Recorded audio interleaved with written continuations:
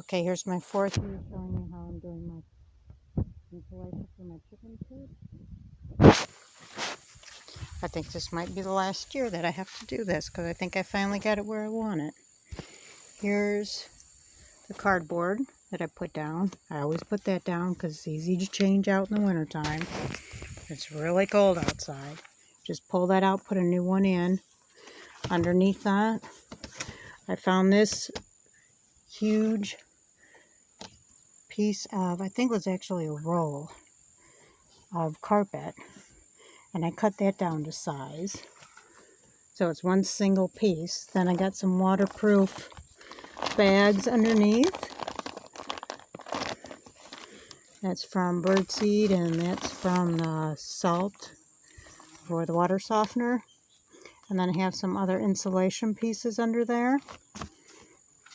Okay, let's go inside. Let me show you these ones, contrary to popular belief, when the chickens coop up, when they nest, or in the wintertime when it's cold, and they're in their little building, they huddle together for warmth, so they don't need a lot of space to roam, just to lay their eggs if they're going to lay eggs that day.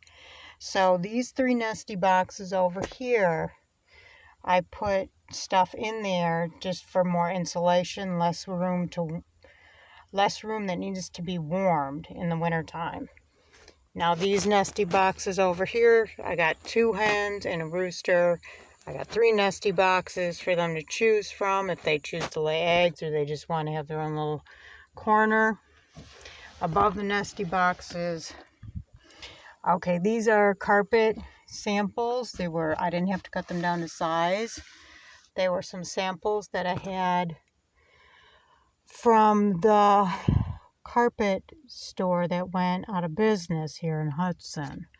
I got these, hot glued them up. Last year this had all been exposed wood, so I insulated it. This, for some reason, they didn't touch that. I thought they would, but that's insulation. Underneath the insulation you got the carpet. This is all hot glued on. I didn't ruin the wood by putting any staples in it. This is all hot glued on. Then I got pieces that I shoved in where the wood meets. And over here, I don't know if you can see it. It's kind of dark in here. You can see this is all carpet pieces, all cut down to size. And then on this wall, here's the door. Oh, I should have opened the door. But anyways, that fell off a little bit. Now what happened is I'm trying to get the chickens to get reinterested back in their coop because they haven't used the coop all summer. They went out to nest, to go broody. Hear the rooster right there. And they never came back in. But I did have the door shut, you know. So anyways, I left the door open. I wanted to get them. I thought maybe they'd just walk right back in. They did walk in a couple times, but then walked out.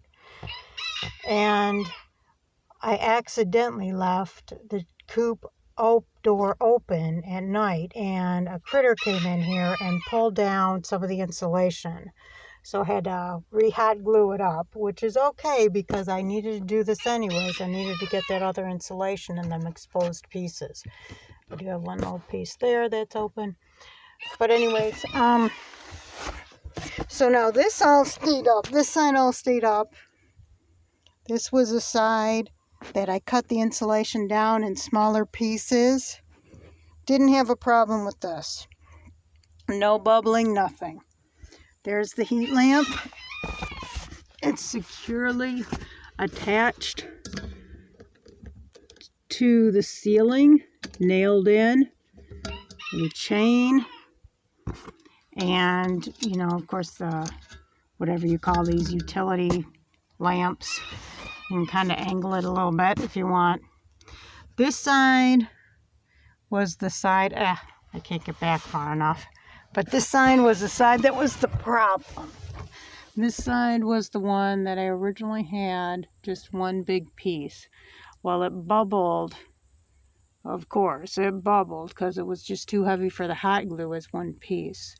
And that's the side that got pulled down by the critter, which was okay. Like I said, I need to do it anyways. So I cut it down into smaller pieces and hot glued it, and it's not bubbling. And it's staying up, so I think, well, I do have a little bubble here, I see, by the lamp. I don't know if you can tell, but I think it'll be okay. It's not nearly as bubbled as it was before. And so I think I'm pretty happy with the results. Even up here at the top, most of that, I put some hot glue on that top beam right there. I insulated that too. Now what happened, you should wear not rubber gloves because it'll make things worse, but maybe some leather gloves, some type of cloth gloves when you do that, because you're upside down using the hot glue. And the hot glue dropped on me and it caused, I don't know if you can see it right now, but it bubbled up. It dropped right on my wrist, and it made a big bubble. It hurt, really hurt. And the bubble popped, and now it's like exposed like that. I also had a problem right there. You can see that same thing happened right there. I was just using bare hands. So if you do this, make sure you wear some type of protective glove, not plastic gloves. If plastic will probably cook to your skin if you use plastic. Use like leather or some type of welding glove or something. Anyway, so this is my, oh, I don't know if in the other videos I did show this, that this is carpeted too. That's hot glued on there. It's all carpeted. And that lifts up so you can access the dusty boxes from the outside. You know, to gather eggs or to change the bedding in there. But anyway, so hopefully this will be the last year I have to do this. I think I'm pretty satisfied with it. Thank you for watching the video.